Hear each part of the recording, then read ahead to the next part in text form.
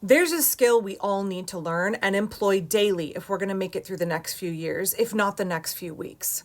I'm sure you've heard by now about the Cheeto withholding funds from all kinds of necessary programs, from Medicaid, food stamps, housing benefits, school lunches for hungry children, but also things like student loans. And the hundreds of millions of Americans who need those programs, and anybody with any sense of empathy, is obviously freaking out right now. But that's the point. They want us to freak out, be paralyzed by fear, completely decompensate, feel utterly hopeless.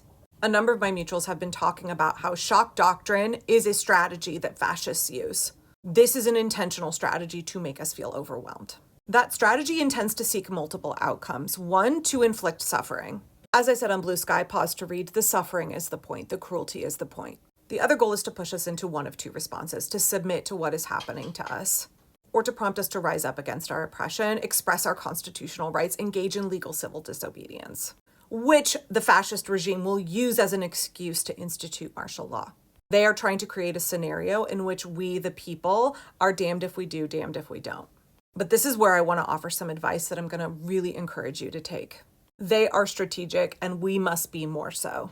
Something my therapist said ages ago that's been a really good strategy for me is to learn how to set a timer. We need to bear witness. We should not be turning a blind eye. We should not be numbing ourselves. We should not be dissociating. We should not be ignoring what is happening and engaging in magical thinking, pretending everything is fine. No heads in the sand.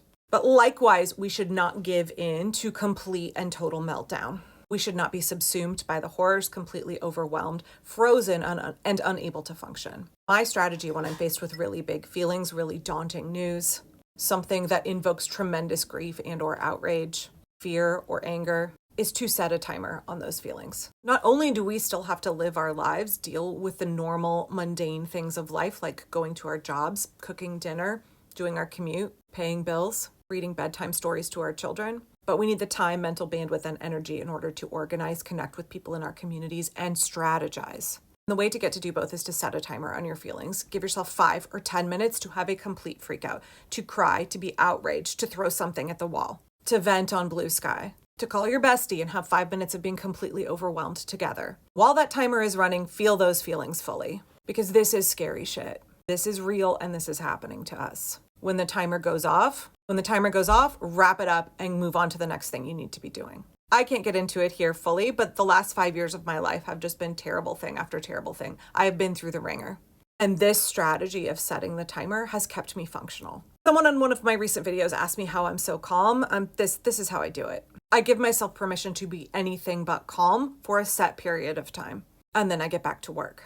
As we learn in DBT therapy, when we are in emotion mind, we tend to do things. When our emotions are running us, they are overwhelming us, we tend to do things that are very unstrategic, things that we will later regret. When we are in our complete rational mind and we are shutting off our emotions, those emotions are building under the surface and they're going to come out in unhealthy ways. When we are choosing to never feel all of the emotions that are there, not only are we suffocating our empathy, but that's absolutely not sustainable. So we've got to give ourselves time to feel the feelings, but they cannot be running us all the time. We have got to be savvy, strategic, and ruthless. And that requires a lot of skill building. And this skill, I promise you, gets easier and easier to employ the more you practice it. It will keep you going. It will help you get done what needs to get done. It will make you less likely to fall into the traps that this regime is setting for us. It will help you not waste your energy, your empathy, your time, and your money.